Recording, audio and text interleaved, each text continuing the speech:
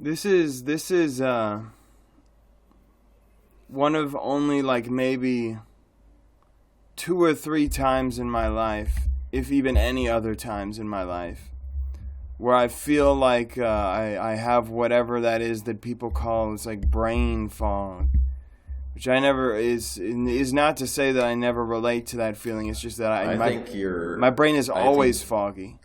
Yeah, I was about to say, I think your brain is just always foggy. But today it's like zero visibility. It's like dense clouds.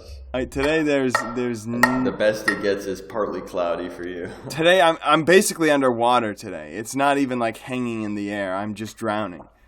Mm-hmm. Jason, you sound like you're drowning.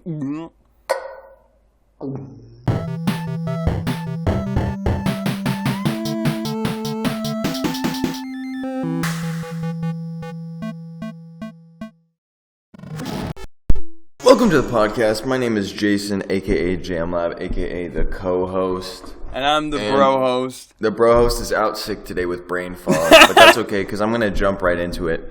EDP 445. Oh, dude, I was wondering if you would... As soon as I saw the video on him, I was like, ooh, Jason's going to have to recant some statements or whatever the term is. Okay. Well, there's nothing really to recant except that there's officially no hope, there's no faith, there's no goodwill that you can possibly extend towards this man anymore. Yeah. So, what are we talking about, you might be asking? EDP 445 got busted Internet by some legend. guy dressed in a cupcake costume. Yeah. And Critical covered it, which Gideon. is how everyone knows. Gideon apparently somehow through somebody in his own Discord server, which EDP was in because they were apparently going to do some kind of video like interview. He was talking to somebody in Gideon's Discord server, a girl, like an actual minor, real person this time, not just like a fake setup.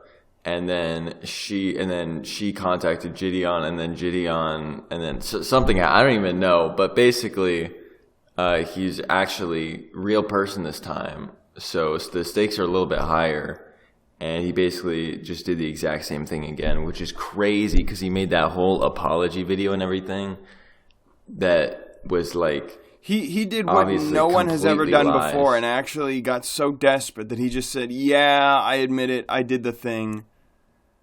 And then just did it again. And then he was like, and you know what? I'm not going to do it again. And then he was like, watch me do it again. So that's awesome. And it's I have nothing else to say about it. How far back was it I was talking about I Show Speed? And how people these days are like so desperate for apology, it seems. Because no one ever apologizes, like...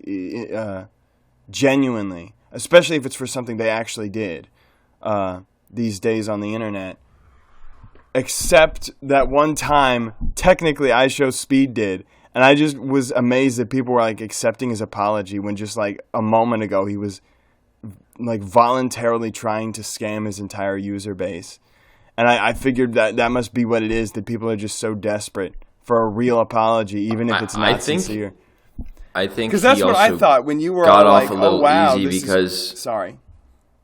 He's young, so I think they were like, you know what, that too.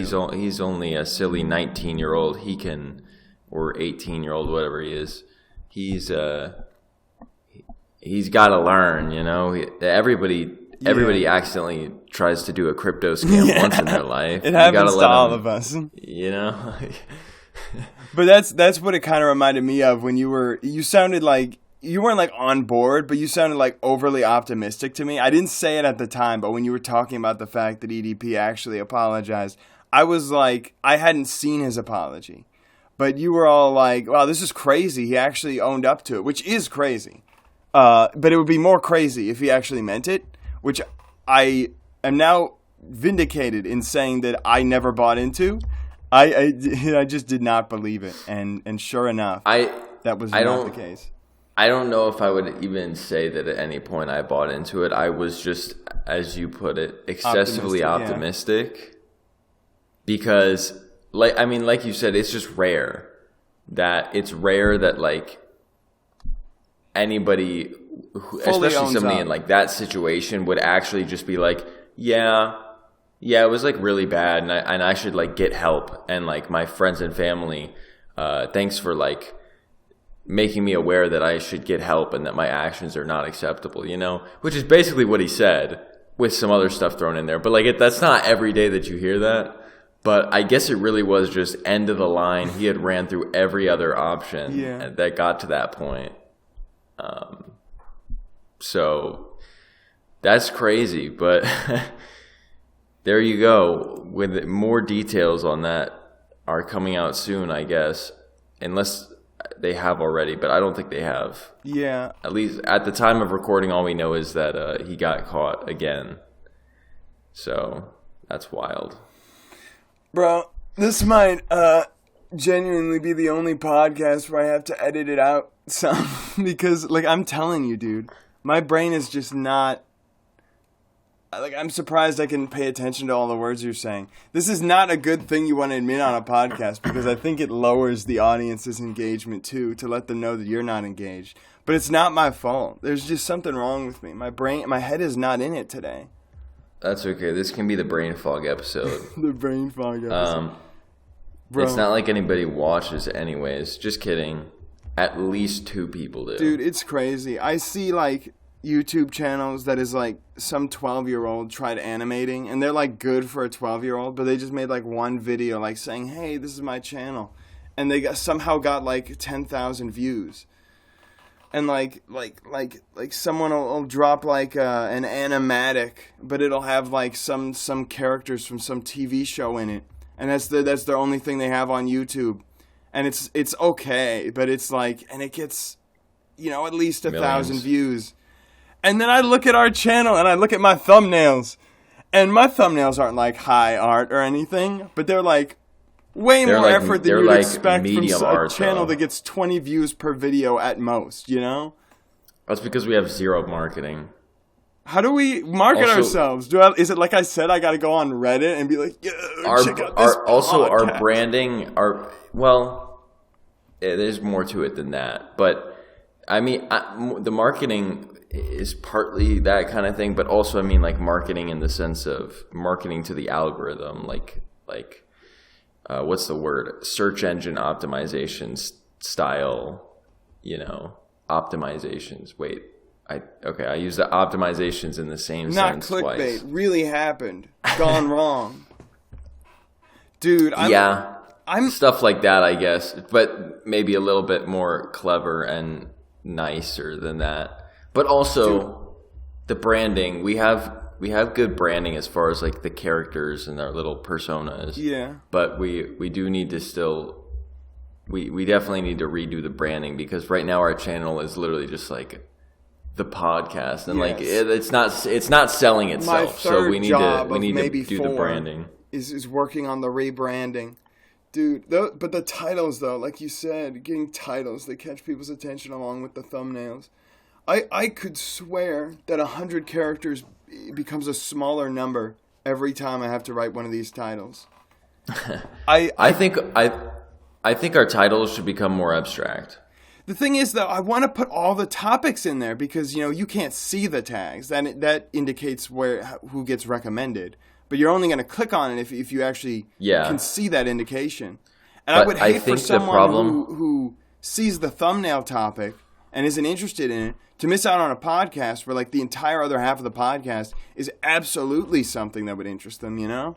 That's also why I'm always drawing attention to the timestamps. Check the timestamps, y'all. I work hard on those. Yeah, I was going to say the description is always one way of doing that. But I think the problem with packing too much information in the title is that it becomes harder to read it like instantly and make an instant decision of whether or not you want to watch the video. And if it's too long, it's just like, it's too much to read, or, you know, it's just like, if one thing in particular that you look at doesn't jump out, you write immediately, then it's going to hurt your chances of that person wanting to watch the video. So I think we should probably make the titles more concise. And from what I can tell, based on how other podcast or news or that kind of like style of content channels function best, not just on YouTube, but on the internet in general, all kinds of social media. From what I understand, that seems to be the best method. It seems to be like put the biggest story or the biggest topic as the face of it, and if you only care about topic, just go based on the mathematics. Yeah, you basically are just going based on the mathematics that the biggest topic is going to get the most views, and spreading out, like trying to include too many topics in the title or the thumbnail is just going to hurt all of them. So you basically just have to. I know. Just have to go with the biggest. It's kind of like we talked about, though. It's the more you try and compromise to the system, the less genuine you are, and just how you want to present what there actually is. It's sort of a paradox. It's a big sad paradox, moment. But like it's a big sad dox. Exactly. But like there's the benefit of once you maybe have to do that at first to like get the ball rolling, but once you have an audience, you can pretty much at any point be like, you know what, I like the size of the audience I have right now. I'm going to stop worrying about like catering to the algorithm, and you might stop growing. But like if you're pleased with where you're at, then you'll retain that audience as long as you keep making genuinely good content. You know what? I feel like that's what? I agree with you. I was thinking the exact same thing, but I feel like that's like a Faustian bargain. I feel like it's like I'm sure a lot of rich people start off thinking, well, man, I got to use these underhanded tactics to get up to the big dogs, to climb the 100%. corporate ladder. And then once they get there, they're like, oh, man, but it works so well. And, absolutely. That is what happens, for sure, yeah. And so I feel like a lot of YouTubers do, the more middleman equivalent of that. They ride the algorithm, undercutting all genuinity, if that's a word. And then once they get there, they're like, but I can't stop now, even though they could, but then they'd just be less successful. So, but I think there's a lot of counterexamples of that too. Probably. Like Alpharad, I think, is a perfect example. He's probably the best example of the opposite of that. Yeah. Because he was all like clickbait and everything back in the day, and now he's just Alpharad. Yeah, now he literally just does whatever he wants basically now, which is super like respect for that. Yeah, mad respect. And the fact and it's more like, he just like, he's gotten to the point where now he can just stay relevant by just being part of the YouTube and Twitch community, like in a broader sense. So you don't have to like be so desperate for likes and views and stuff when you like basically have like your place solidified in the community already, because you're just like a household name, if you will. Yeah. And it's actually, it's honestly pretty impressive, because I feel like he didn't even just have the ideal scenario that we were just talking about, where like he rode the high, and then once he got to a high enough point, he was like, I'll just be myself from here on out. I feel like he actually rode the high, then he sort of like got to the point where he peaked and he was going down, and he went back into obscurity, and then he just came up from the ashes as himself again. Like I didn't hear about him for the longest time, and then suddenly I was like, oh, Alpharad's still out there, and he's just doing his Alpharad thing? That's kind of what happened, yeah. Which is really impressive.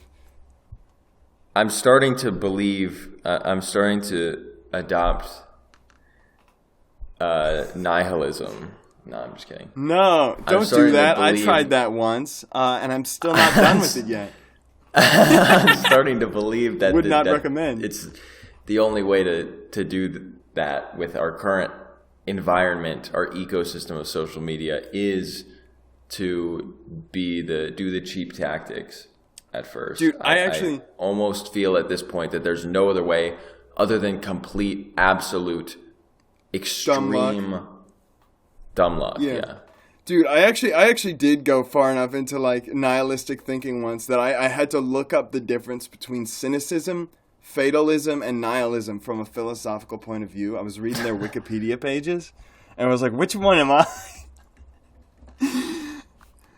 And now I've forgotten. Well, I kind of do. Fatalism, it doesn't come from the word fatal. You're fatalist. Like deadly fatal. Although the word fatal might come from the word fate as well. It comes from the word fate, basically thinking that everything is already set in motion from beginning to end. Nothing you can do can change it.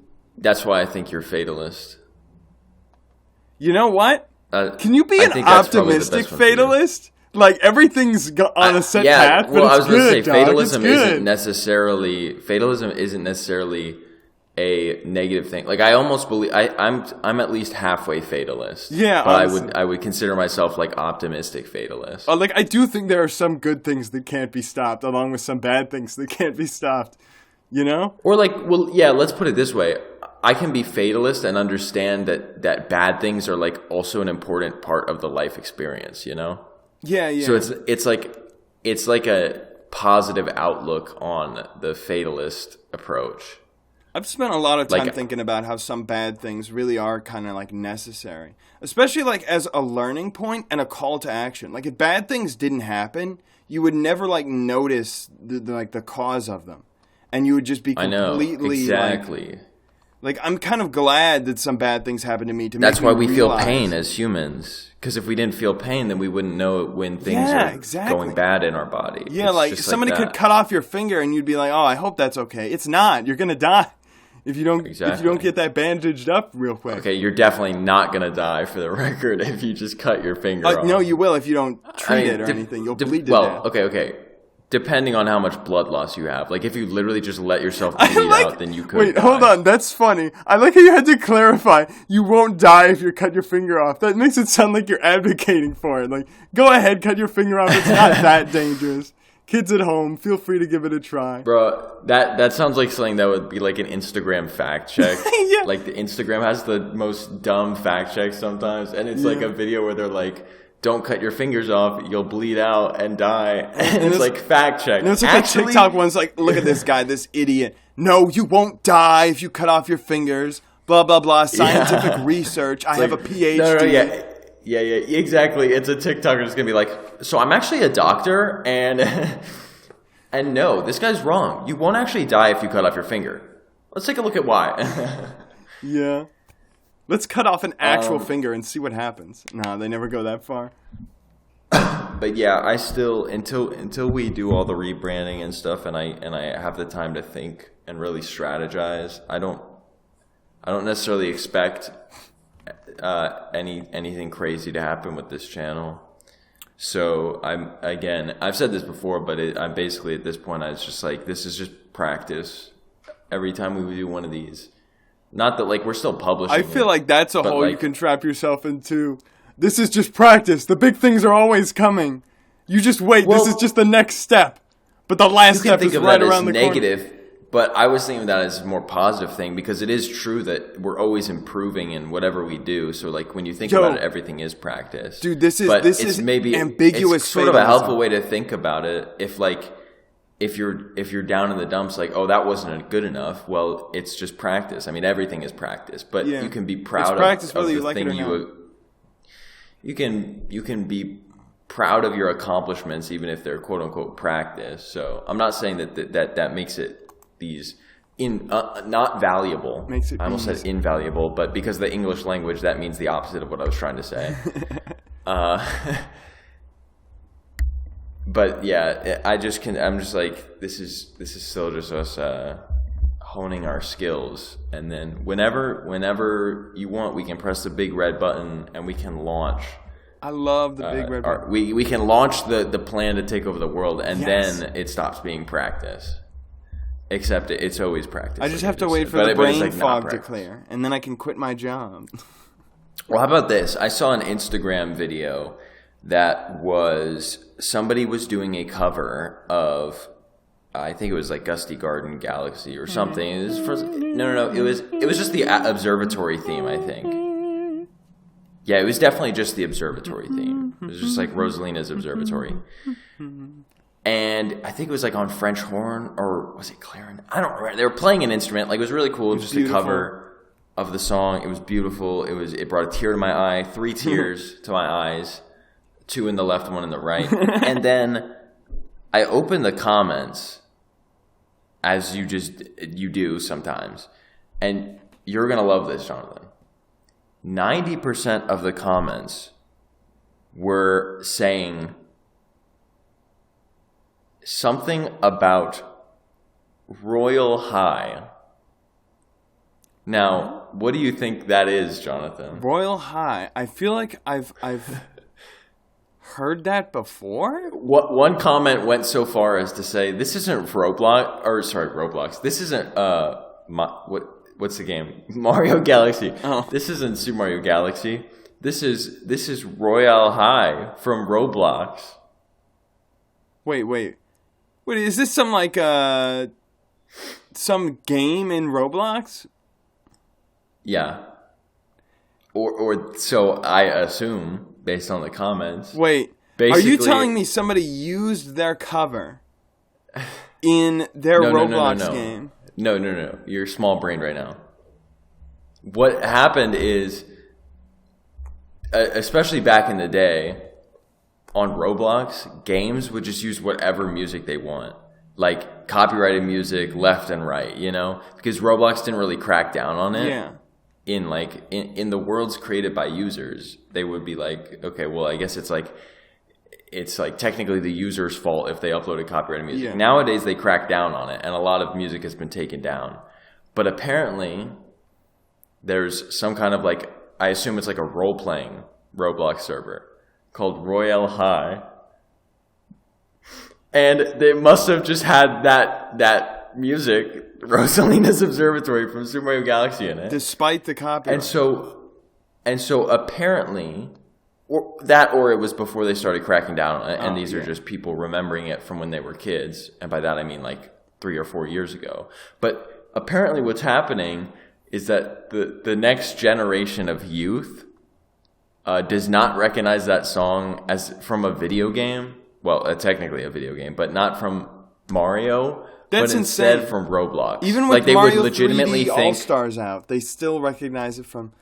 Dude, the disconnect... They legitimately think that Roblox created that song in some way because that's what they grew up on as kids.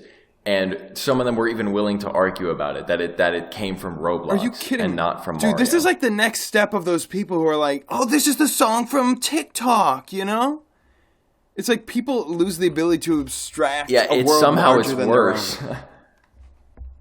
But I just couldn't believe the sheer volume. There was a good handful of comments that were like, "Wow, this is awesome cover, beautiful song."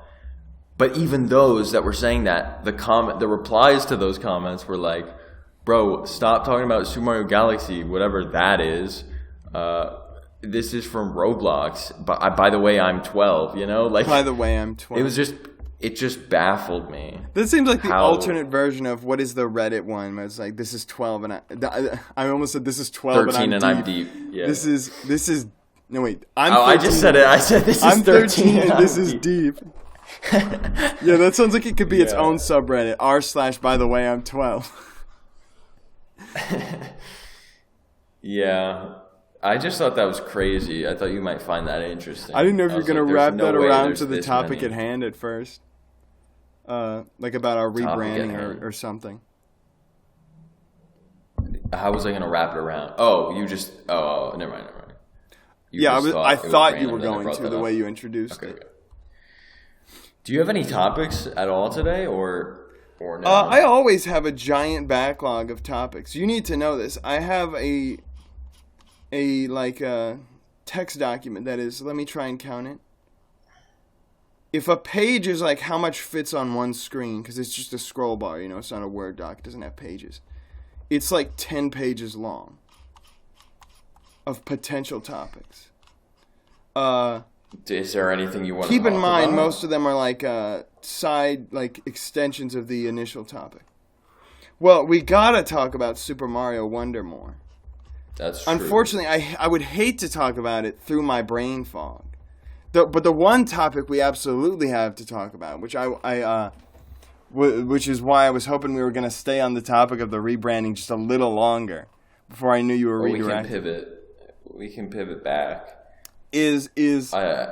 Have you noticed anything? Has there, every time we record a podcast, has there been a thought in the back of your head? Yeah, maybe a few, actually. Yeah, I wanted to see what your answer to that extremely vague question was. Well, there was a gnawing thought in the back of my head, and then one day it finally hit me. Like all the gnawing thoughts, as few as they are, in the back of my head eventually do. And that is that we've had seasons in the past to our podcast. Season 1, Season 2, and now we're on Season 3. And the first season was 13 episodes, although one of them was the episode 0, as we called it, the pilot episode. The second one only had 9, and the end of it was marked by a huge break we took. And so now we're on Season 3. And I originally thought we already had 13 episodes. One of them is episode 26.5, so I don't know if it counts. It's a half episode. Doesn't count. That makes this episode 13 of Season 3. Oh, nice. Season finale. Brain fog finale. Yeah. Let's go.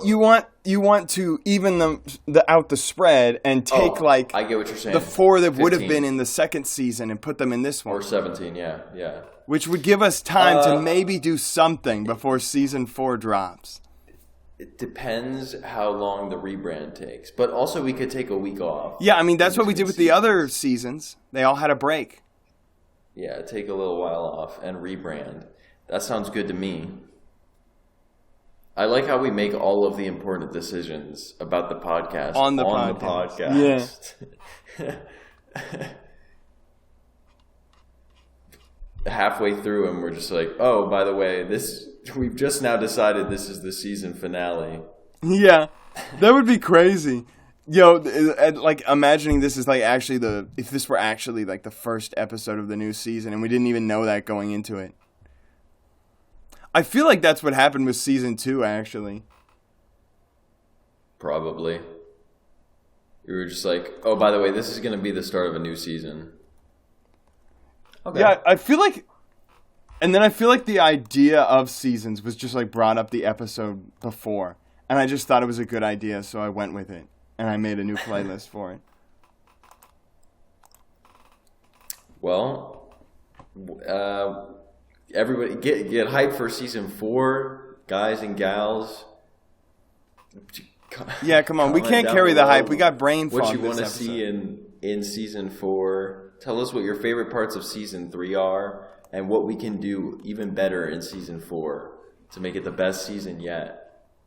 Drop a comment down below. If it gets no comments, then we're skipping straight to Season 5. I don't know how that works, but don't worry, I'm cutting out this awkward pause. I just gotta take a break to stop being sweaty in this room with all of its closed doors and no air conditioning. Yo, when it was cold, I used to think that the cold was making me unmotivated, and then now that it's hot, I'm wondering if the heat is making me unmotivated. And it's weird because I don't like get hot consciously. I just realize suddenly, oh, I'm sweating, and that makes me uncomfortable. Yeah, I mean, it would probably help if you were in a better. I could probably turn on a fan if it can perfectly cut out my clapping through my speech. I'm sure it can cut out a fan. That's it. Dude, that's Discord. That's not your microphone. Oh, you're right. Sorry, that was the brain fog. You can do noise canceling on your microphone, but it's always going to compromise the sound quality. Here, I'm before we go right into Super Mario Wonder, did you have any topics? Yeah, I went through 2 of them. Oh, was that all of them? At least 2 of them. I have one more. If you want me to do it before Mario Wonder time. We could spread it out. Okay, Super Mario Wonder. We talked about it a bit in the last episode. Mostly our more all-encompassing and initial thoughts. But I have some interesting stuff to talk about because I've done some straight-up research into this game based off what we know. We're officially journalists. And Jason, the one thing you said you wanted to talk about that we didn't get to talk about last time was the Wi-Fi. Well, it would be Wi-Fi. Sorry, the Wi-Fi mode, the Wi-Fi multiplayer. Online multiplayer. The online mode. Who's called it Wi-Fi mode, bro? I try to fit these topic titles in as few characters as possible, and I just wrote Wi-Fi under Super Mario That's wrong, Wonder. though, because what if you're connected to Ethernet? It's not That's Wi-Fi, true. it's just the internet. That's it's true. An internet mode. It's an internet Shout out to all my connection, homies not playing Wi-Fi. Splatoon on Ethernet. Yeah, thanks for your contribution to making the servers less laggy. Anyways, I did say I wanted to talk about the online mode because how could you not? I mean, the game It's really interesting because always in online mode. I mean, I assume that's like the intended way to play it is if you have internet connection, you play always in online I might mode, keep it off, which is really interesting, especially for a story-based game. So I do think it's very interesting and worth talking about. I'm surprised that you seem like you don't think it's that interesting. What? No, I just said it was. Oh, I just think it's pretty groundbreaking, especially for Nintendo. I did say I might want to kind of a keep it new off, concept. though, just because for me it might seem a bit distracting. Especially... I would only play it if I was playing single player. Yeah. Then I would do it. But I don't think in multiplayer, I think it would be too much. It's like kind of overwhelming at that point. But it's interesting because it seems like a lot of games nowadays, like there's like a mentality that it has to have some sort of online play to like keep people's attention. And it's kind of slowly becoming true. But Mario especially is like one of those games where I just wouldn't be sure how you do it. But honestly, this is like a perfect fit. And it seems like a natural progression from what they had in Super Mario Maker 2. Like it reminds me, like putting up the standees and the notes and stuff. It reminds me of like the comments and the little X's showing you where someone died. That's what I was And thinking the actual too. characters running through in real time reminds me of like the little ninjas showing you everyone's like ghosts of their gameplay. It really is. It's probably the most you could feel connected with every other player at a time. But it still does like leave the spotlight on the local multiplayer, which I think will always obviously be the best form of multiplayer you can have for a game like that.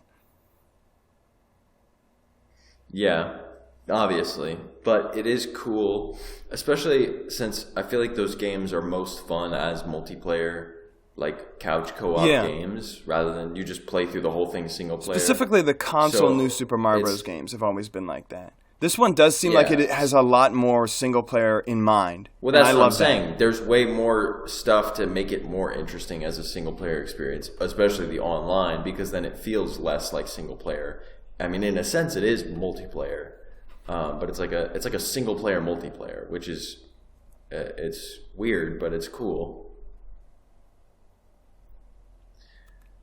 What else did you want to talk about, though? So I like the enemy designs. They feel very Mario in a way that isn't just Super Mario Maker style slap some attribute onto an existing enemy. You like the ones that like kick you in your nuts and then run away? Wait, which ones? I actually don't. There's one that like they run away from you when you get close to them. Oh, I like how all the enemies... Have you noticed they have like reactions? If you throw a projectile at them in the trailers, it shows they're like a fireball's coming towards them and they're like... I did not see that, no. Mario blows a bubble from the bubble flower at a Koopa Paracoop and he starts freaking out. Actually, I guess I did kind of notice that, but I didn't really take... I guess it didn't like take me aback because it just seems so like in character with the rest of the game's vibe. Yeah. So I was just like, yeah, that makes sense that would like it would be weird if it didn't happen. It's just so animated, and I love the style too. The way it's like the most cartoony you could make. It's like the SpongeBob movie or the Hotel Transylvania movies where it's like 3D but they make it look 2D. You know? Yeah.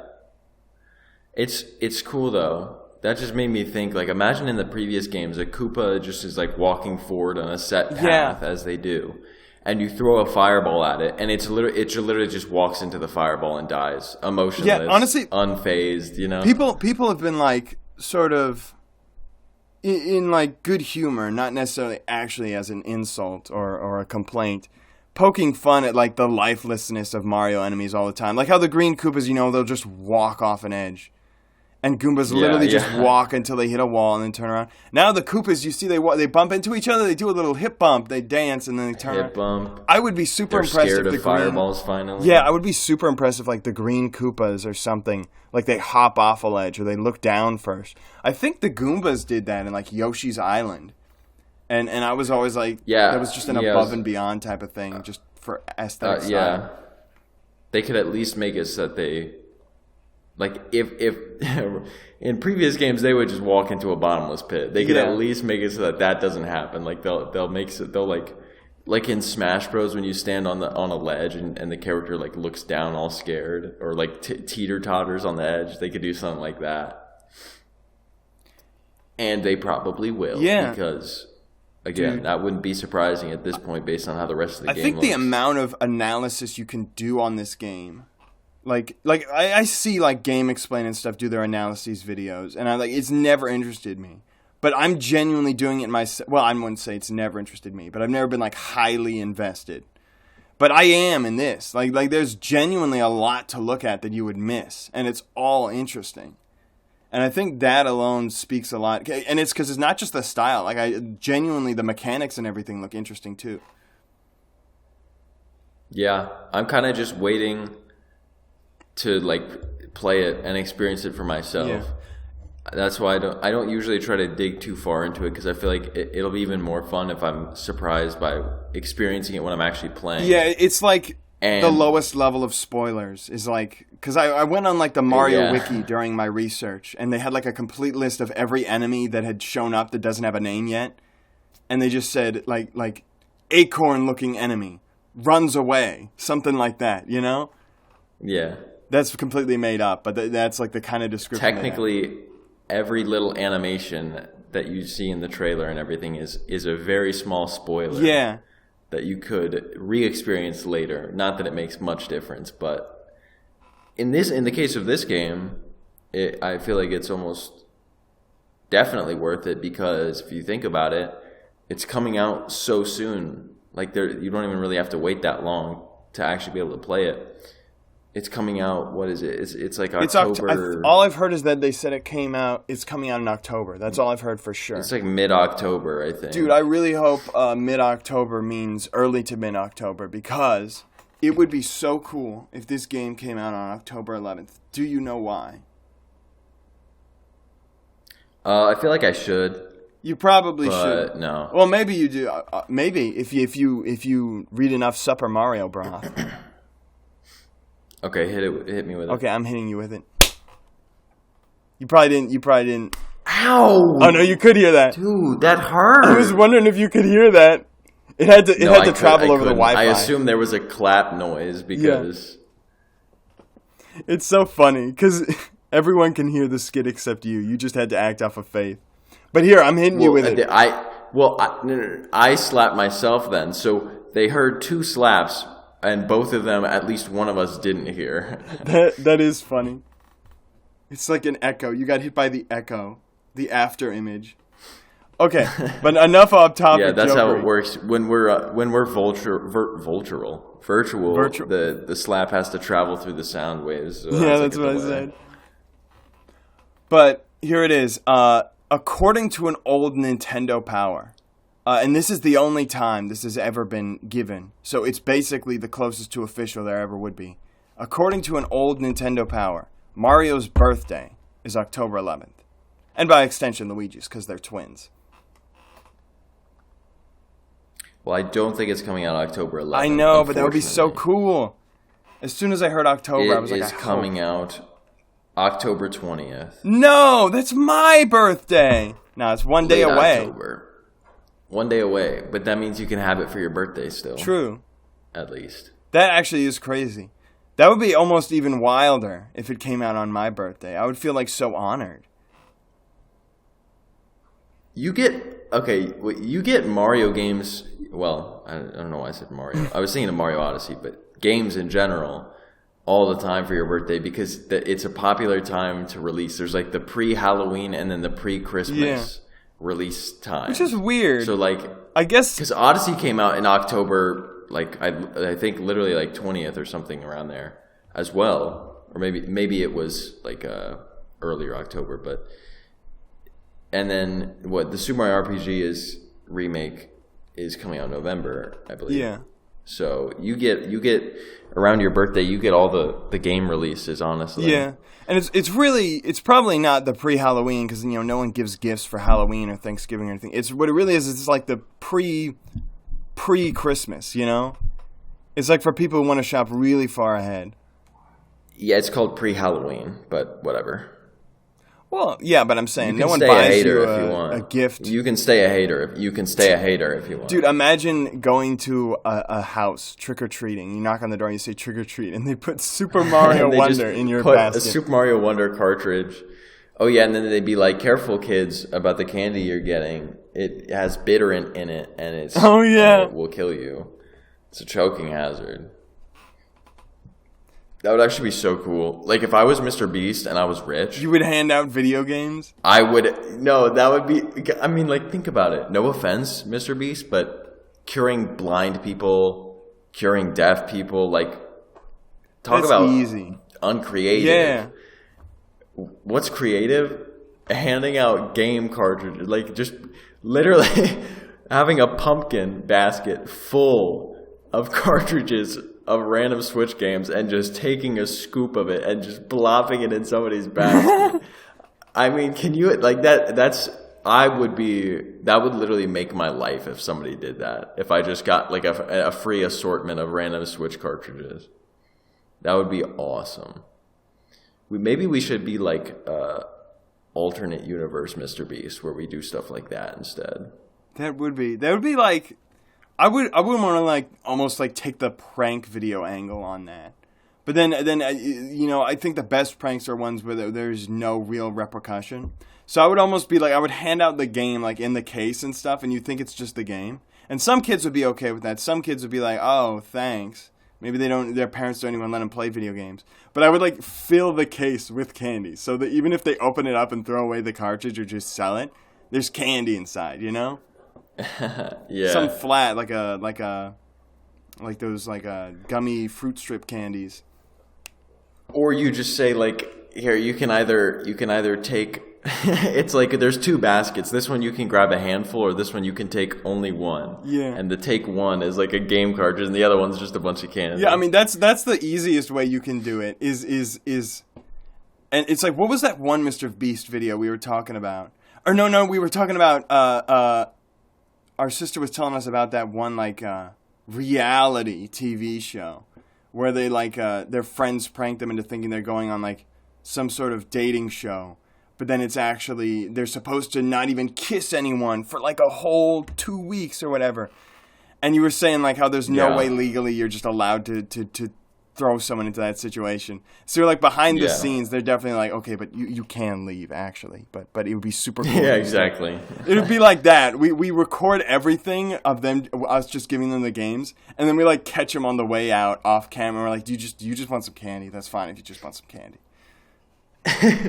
That's funny. That's like responsible prank YouTubers. That's exactly what they do. And I love watching videos, edited videos, and I'm just imagining how like that stuff is happening behind the scenes. It's so funny to me.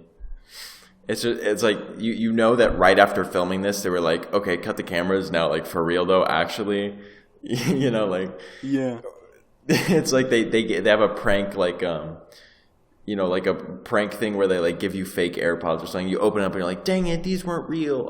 And then they cut the cameras but actually though, you can have like the real ones because that. Have you seen the prank videos that people have done, like presumably making fun of MrBeast? But I'm also not sure how real the actual prank is. But they'll like find some like impressionable person, like maybe an old person, and they'll be like, hey, I'm giving you these for free, and it's like a case of like you said, like AirPods or some electronic device or something. They'd be like, you can have it, but really they just took it off the shelf.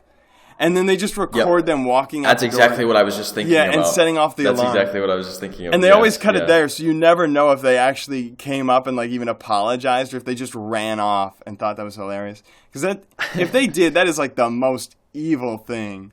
Like that is diabolical. It is. That is like oh, what are they? What was it called? Oh, what was it called? Can you give me a hint? my freshman year of college, diabolical licks. Oh, That's no, what it devious is. licks. Devious licks. Devious licks. Did you actually see people doing those?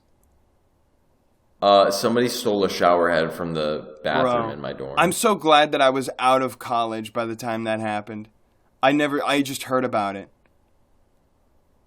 Yeah. That's crazy. Hearing about it on the news, it's like hearing licks. about a natural disaster that struck something, or like a pandemic that you're immune to. Sorry if that's a bit of a heavy topic, but... I wonder if Devious Licks has a Wikipedia article. Like, do you ever just wonder about stuff? Like, Devious Licks was an example There's some pretty of abstract stuff that has a Wikipedia page. Devious Licks is an example of, like, widespread but small scale, well, I guess small intensity mass hysteria. Yeah. And so it's like that actually events is interesting. like that. Dude, wait, hold on. I genuinely wonder if those things, like, how soon they make it to history books. You know, like how quickly do we, like, after the Devious Licks happens, do people start, like, writing about it in an academic sense of, like, hey, by the way, this was, like, legitimately, some form of a mass hysteria outbreak kind of thing. I'm thinking now, though. I always wonder that. What distinctly differentiates a meme from a mass hysteria? Like, does it not technically qualify? Well, the average meme is more of like something that you consume, not something you act on. The Devious Lick was like a thing that you partially consume. So is as a every meme, new but also TikTok dance like, a form of mass hysteria? In a sense, I mean, you could call any trend, in a sense, a mass hysteria. Are you actually not but talking? I think Did your audio cut out? I'm talking. Hello?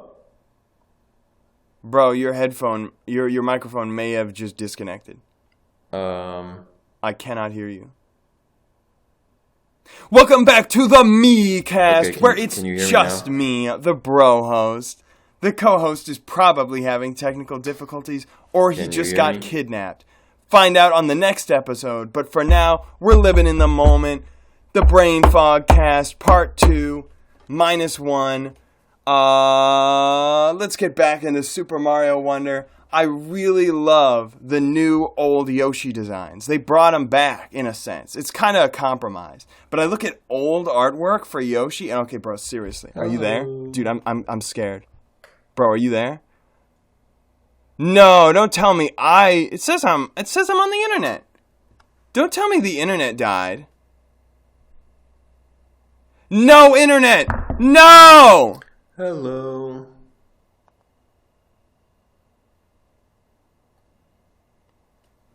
It is my fault! No! I thought it was his fault! No! Dang it! This complicates things.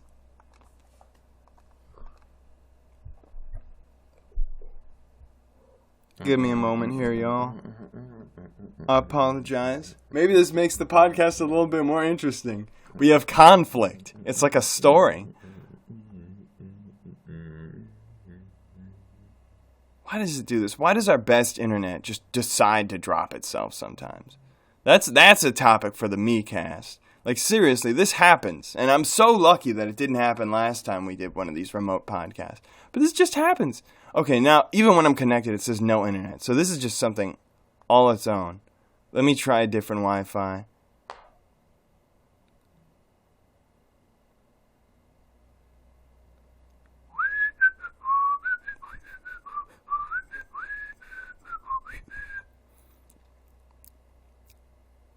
Boom, bop, bop, ba, bop, bop, ba, bop, bop, ba, bop, bop, ba, boo-doo-doo, doo-doo-doo, na-na-na-na-na-na.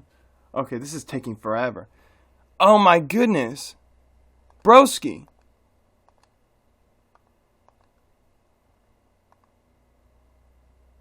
Can you hear me? Welcome back to the Phone Cast, where we're both on our phones because you can't rely on Spectrum Wi-Fi for something harsh that I can still say while staying in character. Did you stop your recording? I didn't pause mine because I didn't want to have to resync with claps. Okay, so I didn't Well, for a I while, think it was but then way louder when on my I saw you go offline, I thought maybe you were restarting your PC, so I did. But we'll have to clap again, unfortunately. Okay. It was all for nothing. Okay. 3, 3, 2, 2, 1. 1. Hold on. So Only one of off. us needs to count. You do the counting. Okay. 3, 2, 1. Okay, I clapped, even though you couldn't hear There's me. quite a delay, so just so you know, my clap and from what I'm hearing of you is about half a second off. Oh yeah, it disconnected me, but when I tried to connect, it says there's no internet. So just so you know, I tried. So right now, I guess I'm just using phone data straight up from inside. So yeah, this is going to be a heavy delay.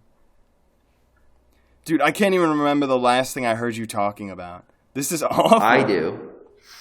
Dude, this is is like what I used to say about the podcast way back in the day.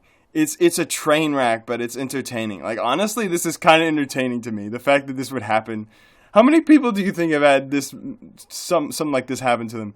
And in the middle of their brain fog episode, no less. Problems on top of problems. At least one. I can say that. Did you hear what I was saying about mass hysteria, though? That's where we left off. No, I didn't hear if you went into a specific explanation. I got cut off before that. Well, okay. So the last thing you asked me is if every new TikTok dance is a mass hysteria. Yeah, and then I think you were going into and that. I was saying, yeah, I was just saying, I think you could actually, yes, you could, if you so chose, you could define a TikTok dance trend as mass hysteria. And I think on a broader scale, you could consider maybe any kind of trend or many kinds of trends as mass hysteria in some sense. But I think that the distinction, like also conversely, you would say mass hysteria is sort of like a trend of some sort. Yeah. A weird trend. But I think the difference between what we would popularly just call a trend and mass hysteria is like, obviously trends just exist in society. But when we think of trends, it's usually something that's like pretty harmless. And also I think a lot about like, when I think of trends, I usually think of something that's like appearance based, like clothing or fashion style of some kind, or maybe in the way we talk, like language and like lingo and, different slang that evolves, especially from memes. Like I usually think of that as trends, and that in my mind is much different than like an action of like stealing random stuff or vandalizing random stuff. So to me, the part about the devious licks that makes it mass hysteria, while it is also a trend, specifically it's like mass hysteria because you're like, it's a bit more serves no real purpose. Yeah. The motivation is more obscure, and it's a more open-ended thing. Like there's one way to do a dance. Exactly. There's 1,000 ways to steal random stuff. Exactly. Dude, but imagine that, because it does fit as like a meme too. Like it was definitely a meme, the devious licks, especially just right. Yeah, it is. But like now, I'm imagining like all the historical examples of mass hysteria, all the circumstances of old. They were just a meme. Like it was an inside joke. Yep. Those kids who couldn't stop laughing for 3 weeks. They were just all like, "Hey, yo, what if we laughed?" They were just memeing. They did a little trolling. That village, they couldn't stop dancing, and they started spraining their ankles, and they had like bloody legs, and they had to amputate them from the waist down. They were doing a little trolling. Yeah, they did a little trolling. That was all. That was all. The Salem witch trials. They were just doing a little trolling. I forgot the worst example. It was just an inside joke, bro. It's just a prank, bro. Gone wrong. Dude. Yeah, just a little bit of trolling on that one. Right after we got trolled by our Wi-Fi. The funny thing is, we can actually keep talking about Mario Wonder, because I started jokingly making a one-sided podcast when you cut off, and I did have some more to say about the design that I was wondering if you noticed. Well, there's one other way we can go briefly. that relates to mass hysteria. Ooh. Yeah, sure. Keep going. It's an interesting topic. No, Any actually, excuse to have something that is easy to talk about while on brain fog. We have to step back. I said that like it's a drug. Levels. I'm on brain fog. We have to step back to the Halloween prank. Oh yeah. And then we have to step forward to MrBeast. It's like we're in a debugger. Step over, step forward. Step we had to step into the MrBeast function call. Did you? Excuse me. Did you hear about? Dude, hold on. That's hilarious because I've been trying to conceal quiet burps all throughout this video, and then you just let out a big one. Did you hear about what Jacksepticeye said about MrBeast? I just heard about that today, and I haven't actually seen it. Was that on one of what's his face's interviews too? No. That was Philip DeFranco that he said it. I think. Or no, Philip DeFranco was covering that he said it. Did he just make his own video? Yes, I think it was in his own video. It was like some kind of like lie detector joke video where he was like answering questions on what are they called? The lie detectors. I forget the technical name for them. And one of the questions was like, did MrBeast ruin YouTube? Oh, and he said he said yeah. No, and it was a lie. No, he just said yeah, and it was a true. Oh man, even more. Polygraph is what they're called. Yeah. Let me pull up what he said. But what do you think about that? He said that MrBeast ruined YouTube. If he went into any detail, I would like to hear that because I do think it's, a very vague statement to say. Ruined YouTube. Like, what exactly does that quantify to? What does that constitute? I do think that he's changed it tremendously in a way that makes it hard. It's weird because MrBeast, he covers the side of YouTube technically that people want to see. People just making their own thing. Because, people are always complaining about, the most popular videos on YouTube, the one they always show on the trending or whatever, are just, like talk show hosts and stuff like that. And music videos, always. Yeah. Stuff that you could see on TV or something like that. Yeah. Because, YouTube originally, that was, their marketing plan. They wanted to be the new TV. And MrBeast technically qualifies as, individual creative content. But the production scale and his motivations... Yeah, it feels more like the opposite. Yeah, so he's almost invaded the niche that people want to see and turned it into what they don't. Well, here's what Jack said. Paraphrased, or I guess, this is not all of what he said, but this is from a Forbes article that was quoting him, which is the easiest thing I could find. So, dude, Forbes made an article on it? Yeah, you'd be surprised some of the stuff Forbes makes an article on. Dude, honestly... They've tapped into a bit of the internet culture side of news. I'm not against that, honestly. People underestimate the impact stuff like this has on the youth and the direction that things are headed in terms of people's mentalities and the industry and stuff like that. Yeah, I think as a whole, news is starting to shift towards covering more niche internet culture. Yeah, which and I said, I think it technically makes sense. It does. Anyways. Jack said that I hate that they're calling him Jack because his real name is Sean. Yeah, I know. But it says... It's either Sean or it's Jacksepticeye specifically. Jacksepticeye, yeah. But they kept calling him Jack. Anyways. Imagine if they called him Mr. Septiceye. Maybe they're a little out of the loop. MrSepticeye didn't hold back on his opinion, confidently stating that MrBeast ruined YouTube and permanently changed the game of content creation for the worse. And his quote is, "It became more about views, money, and popularity than it did about having fun. If he had fun doing those videos, they'd be longer. We'd see the fun," Jack said. That's pretty much less articulate, but still pretty, well-spoken version of what I said. Well, and again, that was off the dome. He was literally asked the question. Well, that's why it's impressive that he could say that just off the dome. It sounds like he's been thinking about it, and he may have. No, That's what I was thinking. I was like, he must have already like ready. come to this conclusion ahead of time. But you know what else is crazy is that Forbes also has a tweet from Drama Alert in this article. Oh no. Dude, I hate that I'm regularly reminded that Drama Alert exists. I want to live in a world where Keemstar did in fact retire and it just died. I know, he got everyone's hopes up. We thought he would be gone forever. And now he's just dating like 20-year-old girls. I didn't even hear about that, so that's kind of hilarious because it sounds so unrelated. Dude, I thought I told you his girlfriend is like so young. I think I had said this on some podcast. I don't know. He's like 40 something. I'm pretty sure. Yeah, I was going to say I would expect him to be at least like late 30s. And he's dating somebody who's like 20, 22 or something, like really young. It's so weird. Wow. It's so weird. But anyway, and he has a daughter too, so that's even weirder.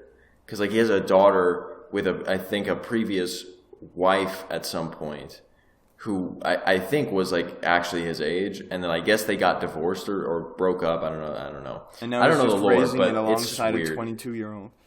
Exactly, it's like this 22-year-old now has like a 10-year-old daughter. Like what? Anyways, daughter-in-law, half daughter, whatever. I don't know.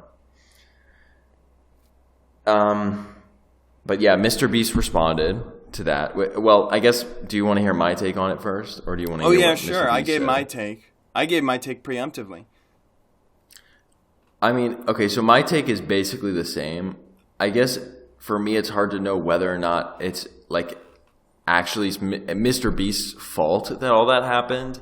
It sort of seems that way since he's the biggest one now, whose channel is like that, like how you said, like a sort of like a faux solo YouTuber, but like not really because the production value is insane.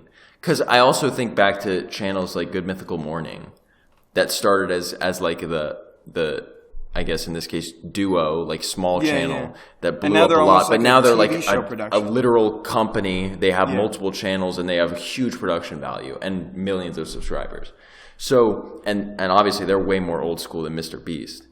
So and then again, the same could be said about somebody like Markiplier, who and Markiplier being like adjacent to Jacksepticeye, who like also has millions of subscribers. If he wants to, his production values can be insane. I know some of his videos are just he's made very like chill Let's Plays. He's made like he has like literal like stuff. movies. Yeah. So to me, it's like, yes, I sort of agree that it's... Dude, you're giving me flashbacks now, actually, too. What was the system YouTube had set in place to make, like, high production stuff? YouTube Originals. Yeah. That's what it's making me think of. I was thinking the same thing back when they were partnering with, like, Good Mythical Morning and Markiplier and PewDiePie. Yeah, PewDiePie and, like, I think Game Theory had one. Probably. But yeah, I guess for me it's like I agree with what he's saying, but at the same time, I don't know if that all can be placed on MrBeast, or if a lot of the more OG creators like himself, Jacksepticeye himself, are equally to blame because of like how they started as like solo YouTubers and they still have that vibe, but like now they have so much money that they have the means of like having that high production value. Like you can't, I'm sure that there's some truth in like the content, like Let's Play style, like very, very low key content that Markiplier and like Jacksepticeye still make. It is definitely leagues different from MrBeast. And I think that's what he was getting at, is like MrBeast videos don't even seem real because they're such like a high production value, like scripted seeming thing every time. But at the same time, I feel like you could say the same thing. You know, like at some point, like it is your job. When you're that rich and famous, like it does become your job. And that like, comes with like an inherent sense of like fakeness to it. Yeah, are you like saying essentially that, I mean, like Markiplier and Jacksepticeye are essentially the same way? They've just chosen a direction that makes them seem less like that, more like they're still small little independent creators, and MrBeast is just sort of more upfront about it, essentially? Yes. Yeah. And I do think there's a difference in the fact that I think of the, I'm gonna of have the to. content I'm gonna they have choose to. to make. You've called a lot of my opinions bogus in the past. I'm going to have to call you out on this one. I do agree that MrBeast may not be like the sole. Well, I didn't really finish, but I think.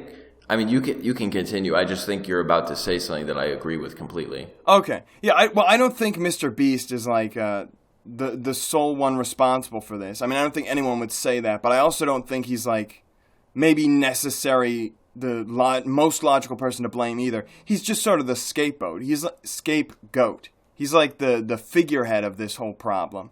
But I really don't know if I would put any shade or anything on like the Markipliers and the Jacksepticeyes, like you said, because I don't think they're trying to almost like try and cover up what they are and then appeal to the idea of still being like a smaller creator.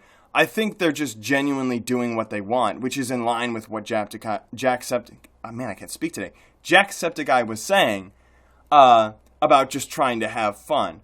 And sometimes that may take the form of like a more large-scale production, or it could just be them playing video games.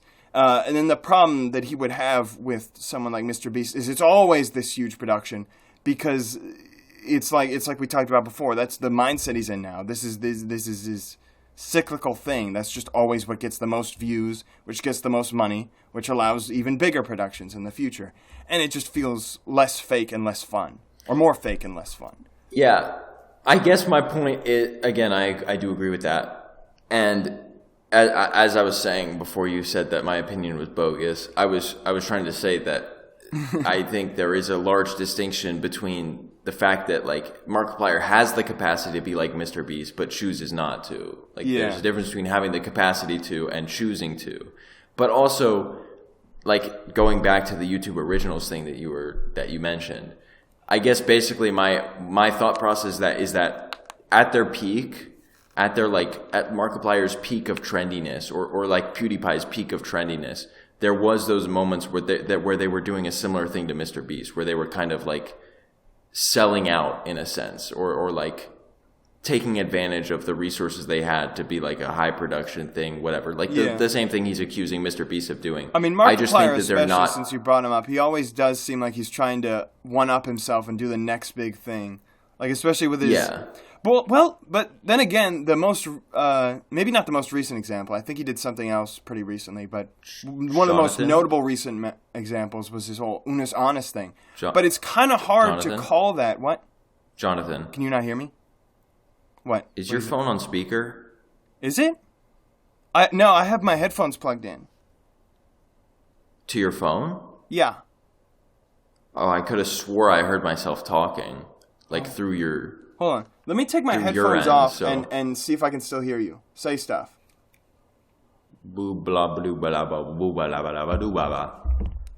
Okay, no, yeah. I think my phone volume is just too loud, and you're actually getting some feedback just from leaking through my extremely cheap headphones. But I want it because the audio quality is kind of bad on my phone, so I sometimes can't hear you all that well. So having it... You got to get a new phone, man. What? Yeah, I know. I got to get a new chair. I got to win Pikmin 4. Okay. Honest anus, though. Honest anus. There's a rainbow! Oh my goodness!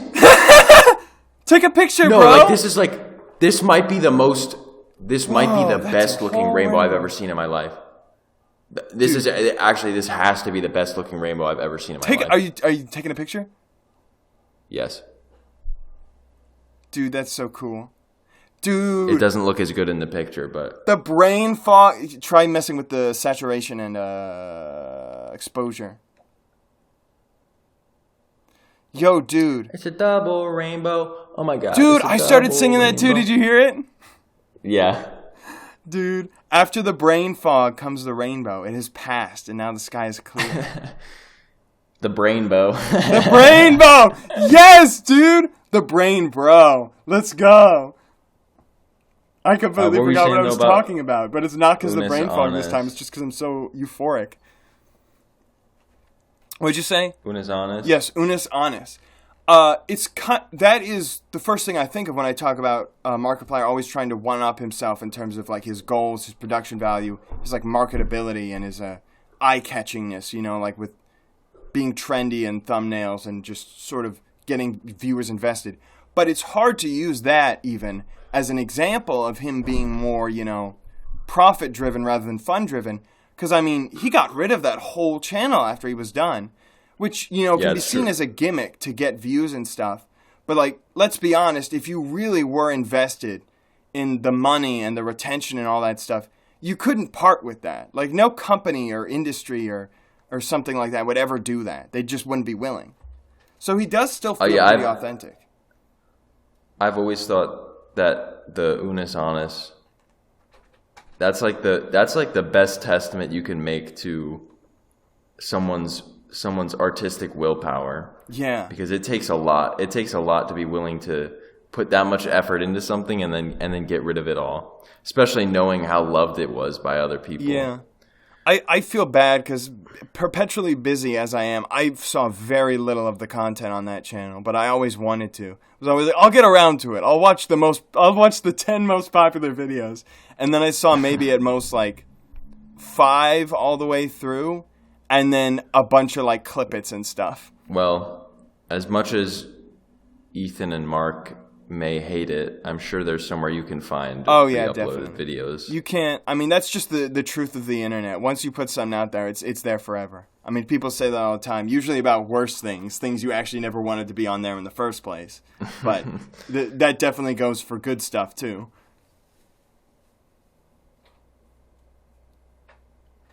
But yeah. Sorry, I paused for a bit there because someone was passing through behind me. I didn't want to be noisy.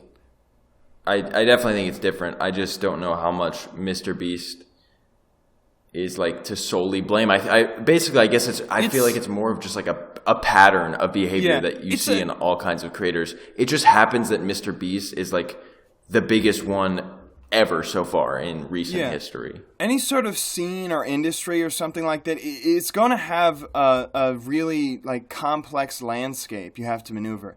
And it's always going to be tempting to, you know, like have someone to point your finger at. And like it's like trying to the people who are like into the stock market. And they're all like, oh yeah, the stocks dropped because so-and-so said something or another, and then a deal fell through, and then everyone needs to drop off. And like really, Dogecoin is up 100,000% because Elon Musk was on SNL. Yeah, but really, they'll tell you it's just it goes over your head. You can never know. It's practically gambling. Yeah. And I'm not saying that you should just throw caution to the wind and say it's all up to fate. I'm not telling you to be a fatalist, bringing that back into it. There is obviously some trends you can rely on and some like logic you can apply. But it'll never be so easy as because this, then this. It's true. That's a good general rule of thumb to obey as you navigate the world. Yeah, anything really. It applies to. Except maybe math homework. Do you want to hear MrBeast's initial response? I mean, oh no way, he has a rebuttal. Let's go. A bit of banter back and forth, but MrBeast responded to Wait, hold on. Does he start off his response with like huge fan of Jacksepticeye? But I just gotta say, no, no, he does not. He responds to I guess somebody. It wasn't Drama Alert. Whoever uploaded this clip of Jacksepticeye, he responded to it. He said, "So I ruined YouTube in quotes because I didn't buy a mansion and sports cars." That's him. That's him taking a stab at how, like I said, like Markiplier and like how they're rich and they have the same kind of money as him. Anyways, didn't buy a mansion, sports car, and instead reinvested my money into making content / focused on doing good and inspiring kids to help people. If he in quotes, if he had fun, the videos would be longer. What does that even mean? LOL. You think I'd give up every hour of my life for 14 years if I didn't have fun? Skull emoji. This clip is insanely disrespectful in my opinion. And obviously there is so much I could say about his content, but I'll just take the punches and be the bigger man. Sigh. No, he is not. Dude, he is not being the bigger man. He sounds really small right now. I'm telling you. That like I know that's the most angry I've ever heard Mr. I was about Beast to say, be. I predicted that he would come in like swinging with like de-escalation tactics. Like, oh, big fan, but I'm just gotta say, like that was my actual prediction. But no, dude, he sounds mad. This is the most mad I've ever heard him. Yeah, because normally he brushes off the hate pretty, like, jokingly. But so I feel like this almost exposes that it might be a weak point or an insecure point for him. Yeah, I think because he did seem to get very mad about it. Critical hit, super effective. But because I'm not gonna say he doesn't bring up any valid points in that argument, but he sounds so defensive that you almost want to ignore them, and they're definitely not as well presented as they could be.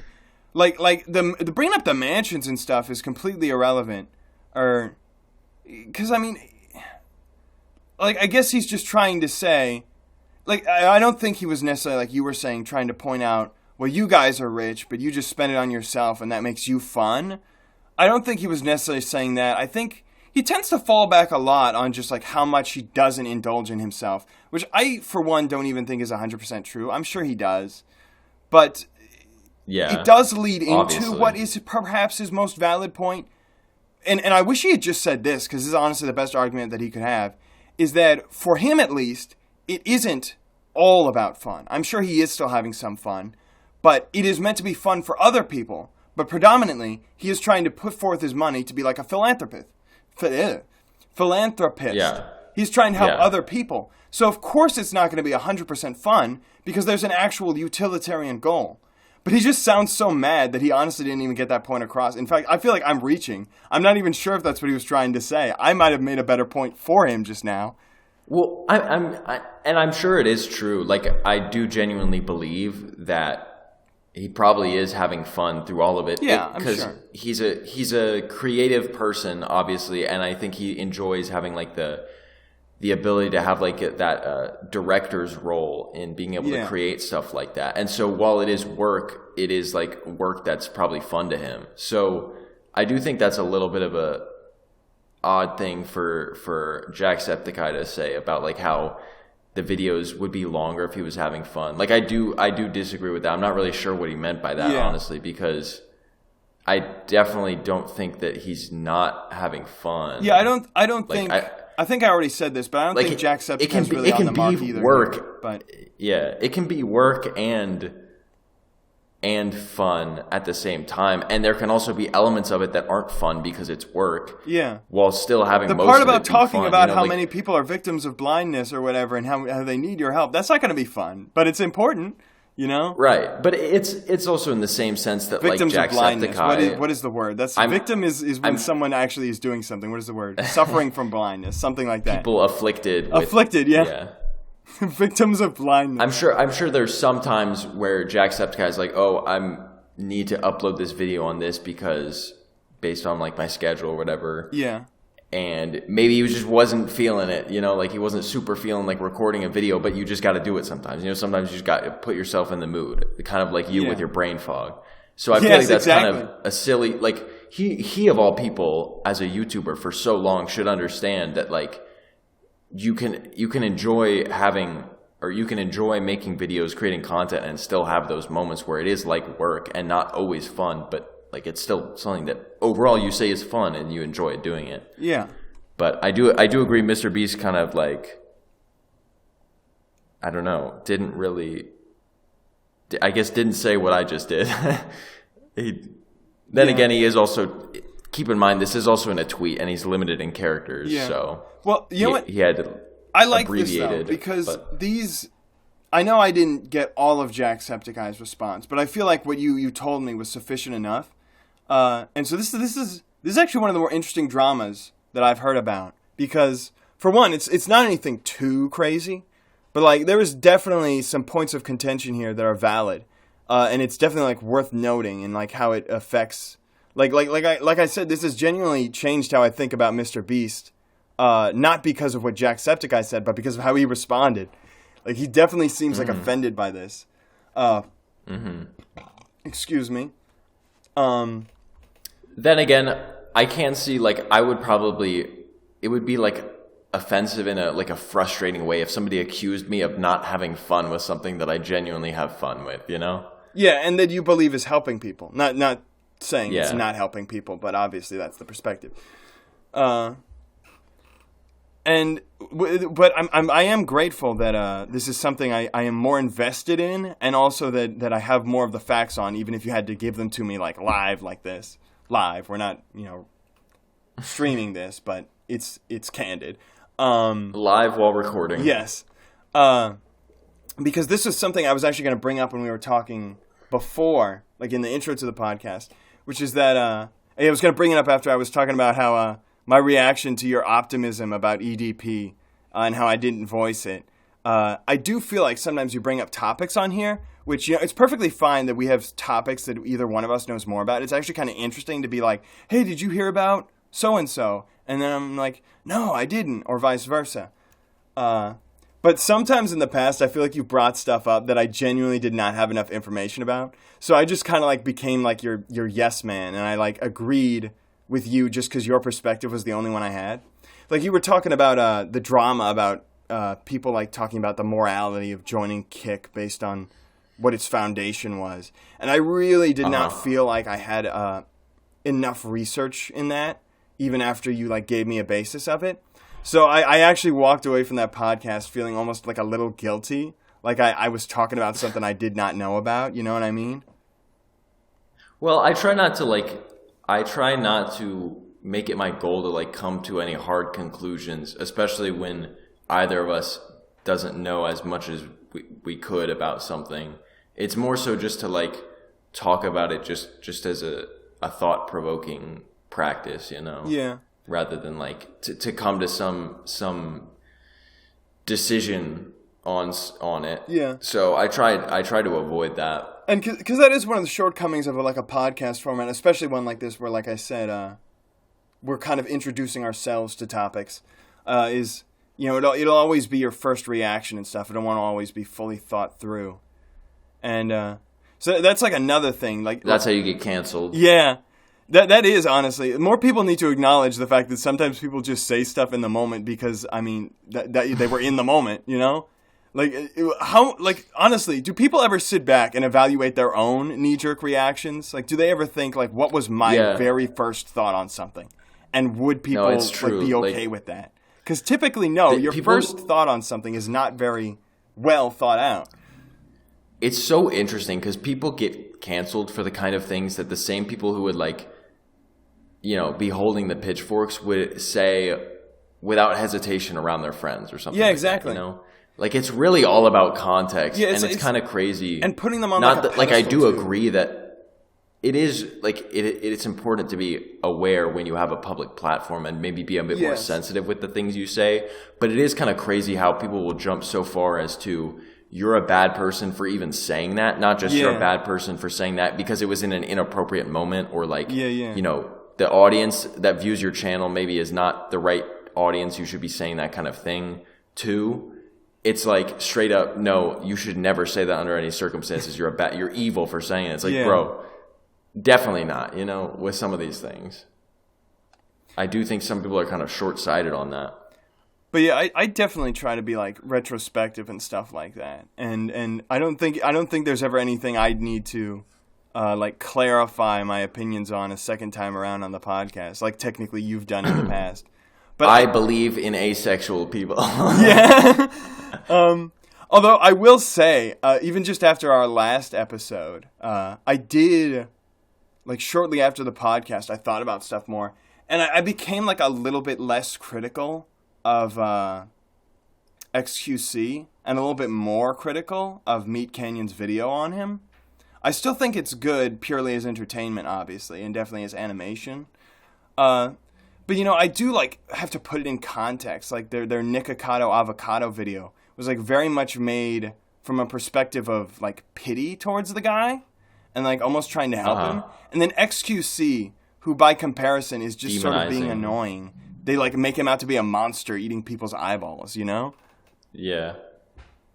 Yeah, I mean, at some point, there is some level where it's just like entertainment, and obviously it's just like a artistic choice of how he decides to.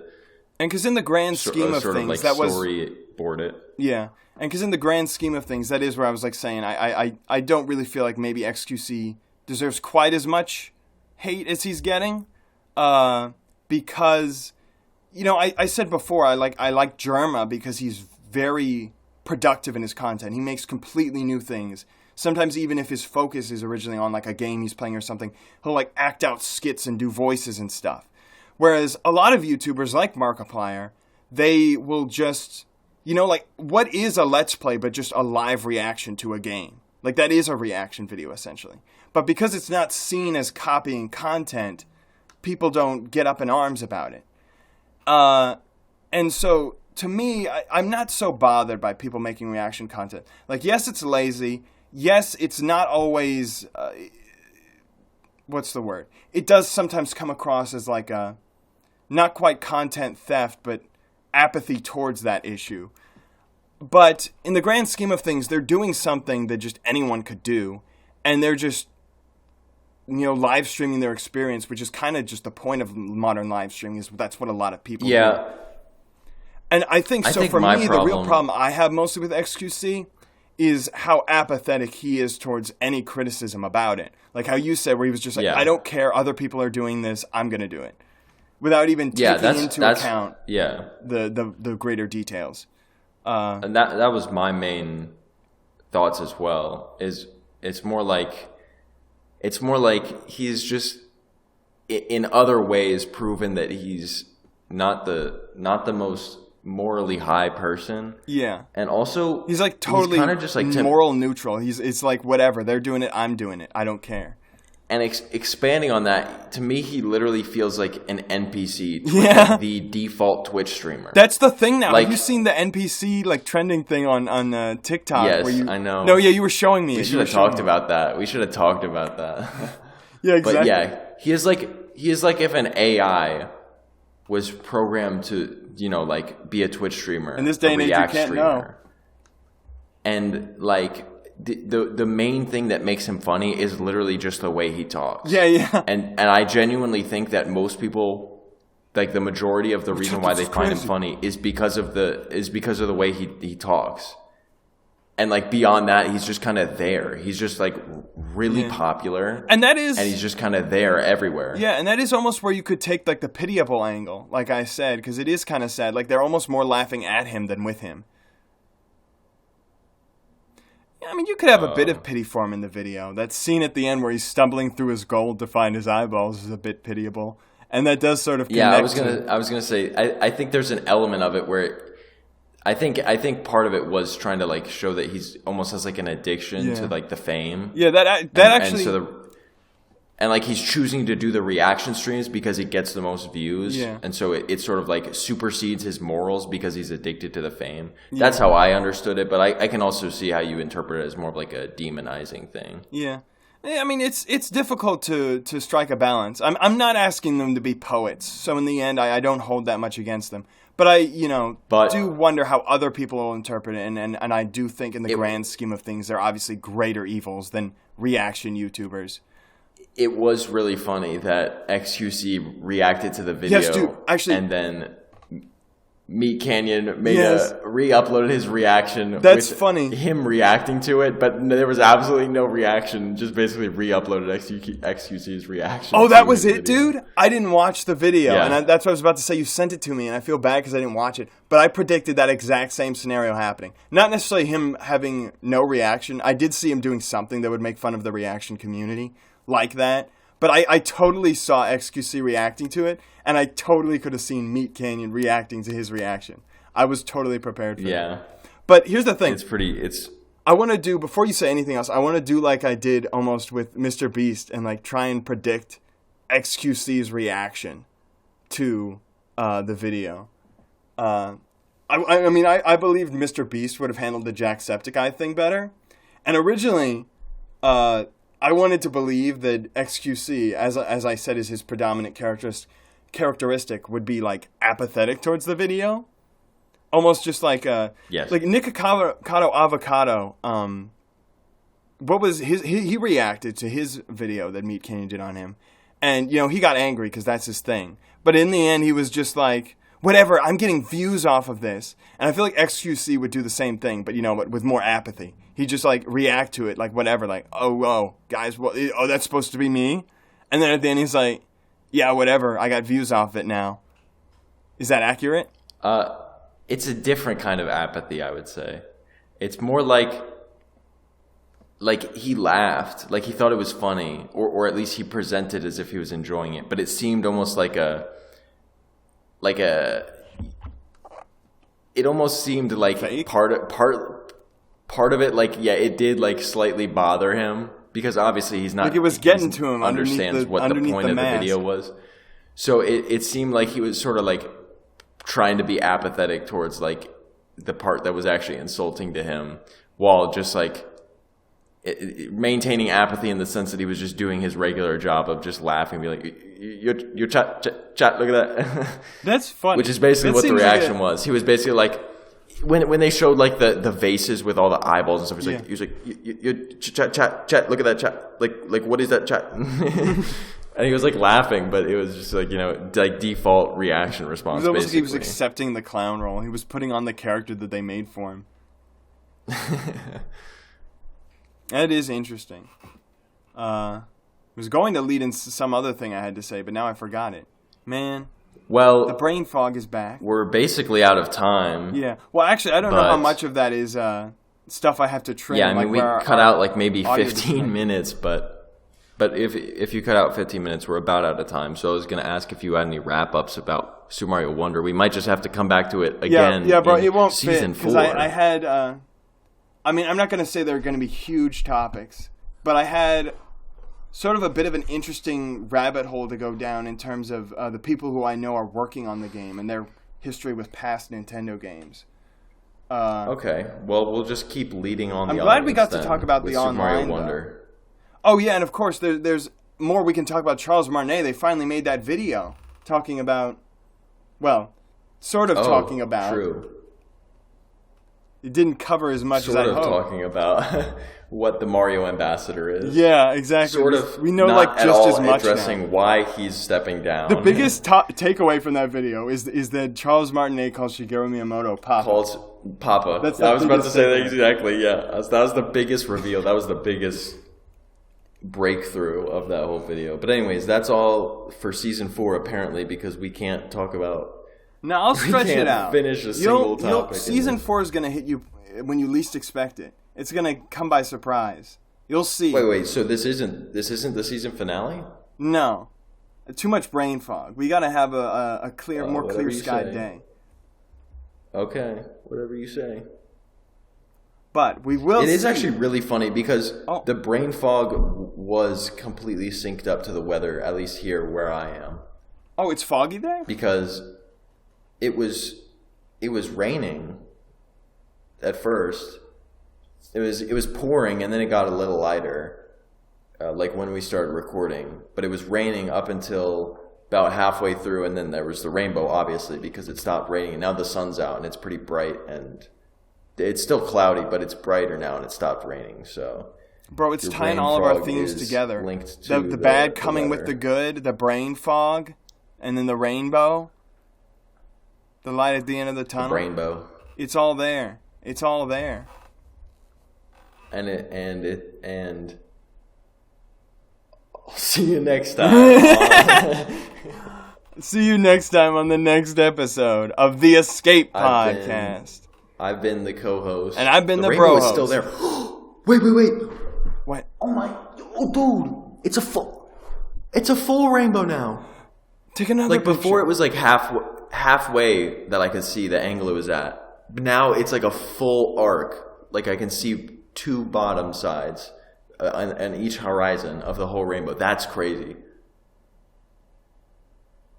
That's the poetic ending to the podcast that we needed. Next time! Except they can't actually see it. Well, I'll take a picture of it. Maybe you can put it in there for funsies.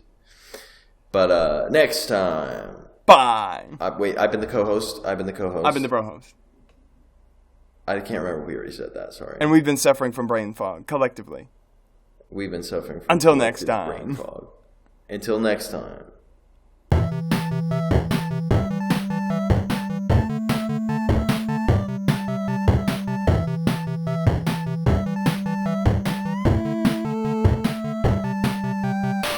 What else did you want to talk about, though, aside from the online? Dude, I'm telling you, there's something up with my head right now. Hold on. I'm going to splice this out and put it at the end of the podcast. Oh, sure. Dude, I cannot focus. Have you ever felt like this?